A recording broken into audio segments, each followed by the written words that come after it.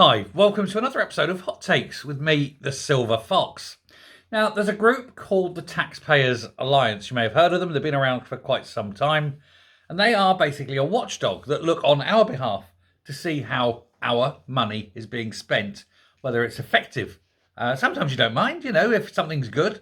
National defence, national security, that sort of thing, good. NHS, good, things like that. Sometimes not so good. Pretendy embassies, for example. But they have been monitoring all the politicians to see how much money they are. And they've produced what they're calling this rich list.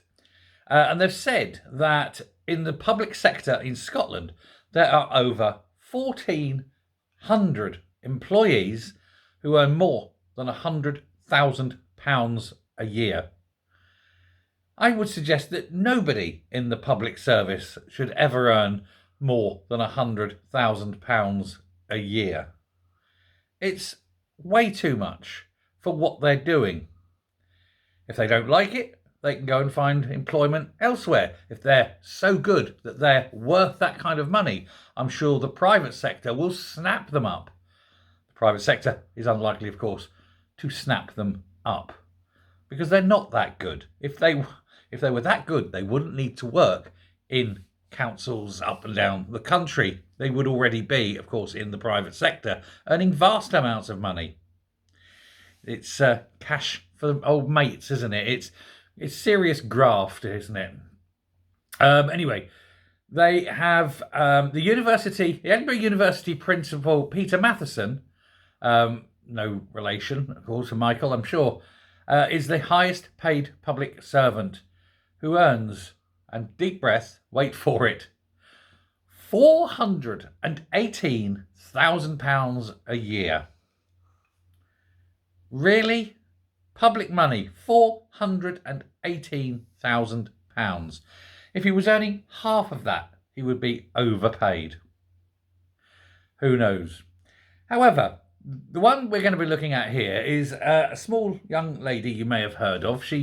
She had a rather interesting political career, and she has now sort of died out of it. She's still hanging around like a bad smell. And that young lady, of course, is Nicola Sturgeon. And I say young, and I say lady. But she is, even now, no longer, of course, in office. Well, still an MSP. No longer the First Minister or anything. But even so, last year, she earned £135,000 from the taxpayer. I'll rephrase that. She received £135,000 from the taxpayer. She didn't earn it. I don't think she'd earned anything. She barely turned up to Holyrood. She only spoke, I think, 3 times. She's been missing in action for so long, and yet here she is on that rich list of people who are massively overpaid, sucking at the public teat and literally bleeding the country dry while doing very little for it. What on earth is her value? It's not £135,000. Now, of course, the entire public sector in Scotland has become massively bloated. 1 in 5 people in work in Scotland work for the public sector. That's way too big. That's almost unsustainable because it means everyone else is having to work ever harder and be taxed ever more just to keep these people employed. And you don't mind some public sector workers. If you could have more nurses, I'm sure everyone would, be happy. If you had more teachers, I'm sure everyone would be happy. More dentists, for sure. Especially if they're NHS dentists, everyone would be happy. But of course, you're not getting that. You're getting all these middle managers who manage managers. And they're just pointless, a pointless waste of time. It's a little sort of sinecure position. Nicely paid, don't have to do much work, and you can get, your Fred can do it, can't he? He can do, he only has to do 3 days a week, and we'll pay him £100,000 a year. That'd be nice, wouldn't it? Oh, yeah. And it's, it's all mates, isn't it? It's all mates and relations get these nice little safe, secure posts and roles. There's 291 staff, apparently, across Scotland who earn more than 150,000.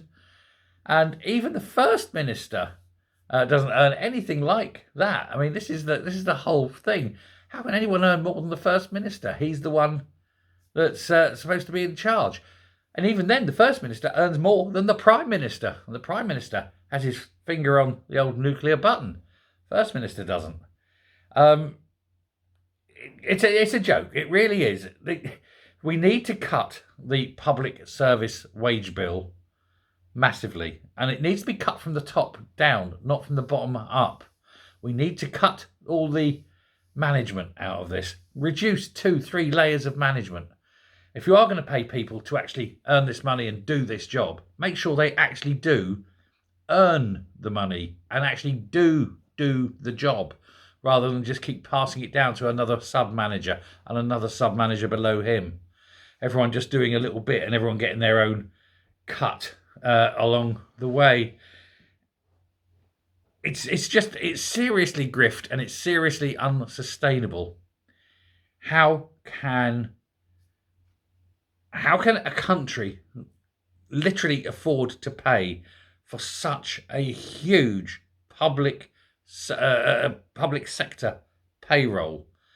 A country that's got so many people employed on the state literally will be non-productive, because eventually increasing numbers, you'll need more people to look after the people that are in there. Increasing percentage of people working for the state.